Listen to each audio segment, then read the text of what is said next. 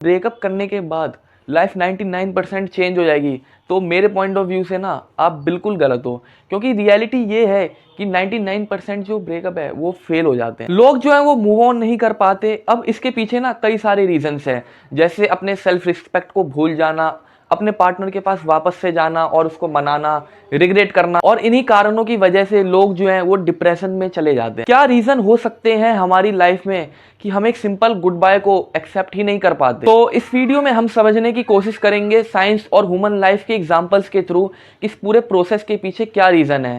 तो ये वीडियो काफ़ी इंपॉर्टेंट और नॉलेजेबल होने वाली है, और ये डेडिकेटेड है उन लोगों के लिए जिनका हार्ट ब्रेक हुआ है, और वो लोग भी देख सकते हैं जिनका नहीं हुआ, ताकि बच जाए। सबसे पहले हमारा इस वीडियो के अंदर टॉपिक है इमोशनल एडिक्शन के बारे में। तो आइए पहले हम इसके ऊपर बात करते हैं। ब्रेकअप वर्ड जो है वो बल्कि एक दिल टूटने जैसा नहीं होता, बल्कि वो एक एडिक्शन टूटने जैसा भी होता है। जो लोग रिलेशनशिप में होते हैं उनका दिन तब तक नहीं कटता जब तक वो अपने पार्टनर को गुड मॉर्निंग या गुड नाइट ना बोल दे। उसके मैसेजेस का रिप्लाई देना, कॉल पे एक एक घंटे बात करना, उसकी डीपी चेक करना, उसके मैसेजेस का जल्द से जल्द रिप्लाई करना ताकि वो बुरा ना मान जाए, उसके डीपी चेक करना, उसने आज क्या स्टोरी लगाई है, क्या प्रोफाइल पे पिक लगाई है, या उसके कॉल पे बात करना घंटों तक। और इन्हीं हरकतों को ना एक नाम दिया गया है, और उस हरकत का क्या नाम है पता है? एडिक्शन। आप चाह कर भी ना इग्नोर नहीं कर पाते हो। एक दिन ऐसा आता है कैलेंडर में जब ये सारी चीजें ना नहीं आ रही होती है और माइंड में काफी अजीबो तरह के सिम्टम्स आते हैं। ऐसे इसके कई सारे लक्षण हैं: एंजाइटी, माइंड में स्ट्रेस लेना, ओवर थिंकिंग करना और स्टॉक करना। और पता है ये सब चीजें ना तभी होती है जब हम किसी के लिए इमोशनल एडिक्ट हो चुके होते हैं। अब हम नेक्स्ट पॉइंट पे बात करते हैं जिसका नाम है क्लोजर का झूठ। अब क्लोजर का झूठ का मतलब मैं आपको सिंपल शब्दों में अगर बताऊं तो जैसे मान लो किसी का ब्रेकअप हुआ और वो वेट कर रहा है कि उसने मेरे साथ ऐसा क्यों किया, यानी मतलब इंतजार, वेट करना कि उसने मेरे साथ ऐसा क्यों किया, उसका आंसर सुनने के लिए।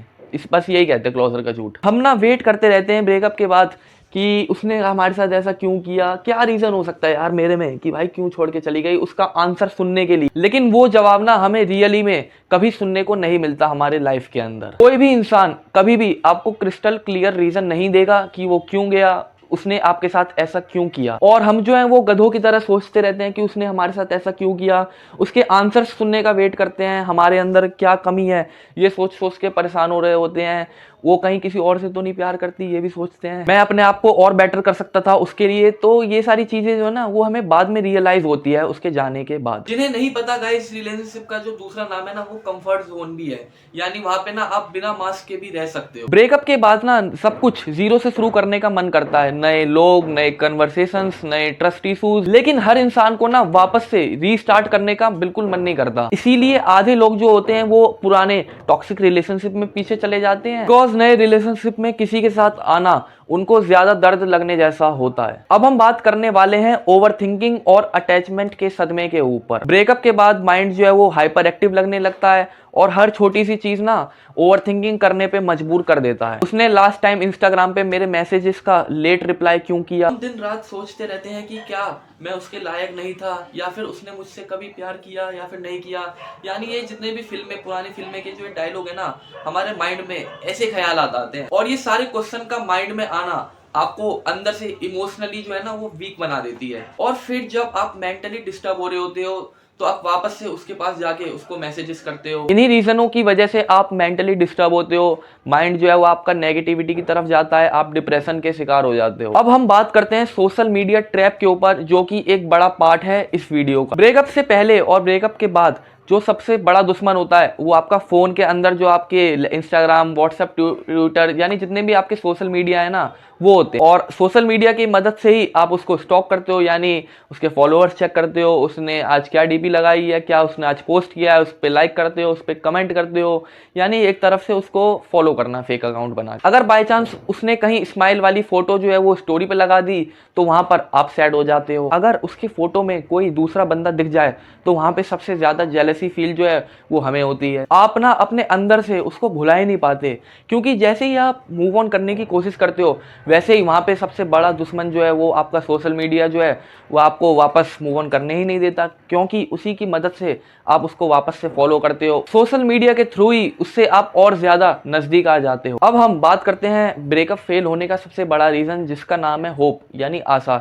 इसको आप होप कह लो, ट्रस्ट कह लो, बिलीफ कह लो, इसके कई सारे नाम हैं। आप होप करते रहते हो कि वो वापस आएगा या फिर नहीं आएगा, वो मुझे गुस्से में छोड़ के गई या फिर अनजाने में। हम जो है वो अभी भी एक दूसरे के लिए परफेक्ट बन सकते हैं। लेकिन सच जो है वो यह है असल में कि होप जो है वो मेंटल जेल की तरह है। तो जब तक आप अपने माइंड में ये सारी चीजें सोचते रहोगे, आप होप करते रहोगे, तो तब तक ना आप मूव ऑन कभी नहीं कर पाओगे। अब हम बात करने वाले हैं सेल्फ इंप्रूवमेंट के बारे में। आप लोगों ने नोटिस किया होगा, जिसका भी ब्रेकअप होता है तो लोग ना उसको बताते हैं कि आप ना जिम जाओ, बॉडी बनाओ, डाइट लो, ग्लो अप करो, अपनी पर्सनैलिटी बनाओ। पर सच तो यह है कि जब आपका हार्ट ब्रेक हो रखा होता है तब सेल्फ इंप्रूवमेंट करने का कोई सवाल ही पैदा नहीं होता। यानी आप खुद समझो ना कि आपका कभी किसी ने दिल तोड़ दिया और आप वहाँ पे जिम कर रहे हो, आप बॉडी बना रहे हो, यानी तो आप अंदर से ना मतलब ये चीज़ें ना कर ही नहीं पाते हो। आपका मतलब जो है ना माइंड जो है वो कहेगा ही नहीं कि ये सब चीज़ें करने का। आप अलग से बेड पे पड़े रहोगे, अकेले फील करोगे, अलोन अलोन जिसे कहते हैं, अलोन फील करोगे। आपका ये सारी चीज़ें करने का मन करेगा।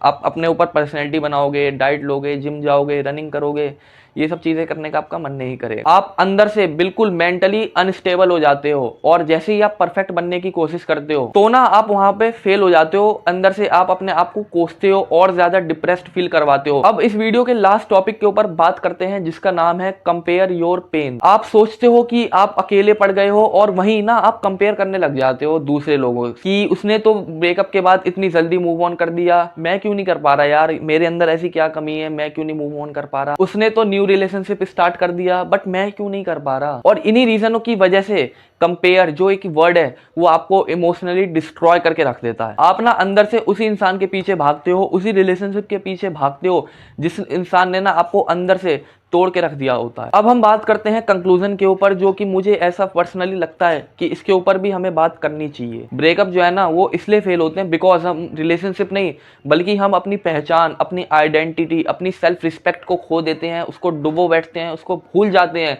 कि हमारी सेल्फ रिस्पेक्ट नाम की भी चीज है। तब तक आप अपनी सेल्फ रिस्पेक्ट, अपनी पहचान नहीं बनाओगे, तब तक आप भूल जाओ कि कोई भी रिलेशनशिप जो है ना वो सक्सेस कर पाएगा। और मेरे ख्याल से ना मूव ऑन करना कोई फॉर्मूला नहीं है, बस ये एक प्रोसेस है जो लोगों ने बना रखा। तो इस वीडियो को करते हैं गाइज यहाँ पे एंड, और मैं होप करता हूँ कि ये वाली वीडियो आपको अच्छा लगा होगा।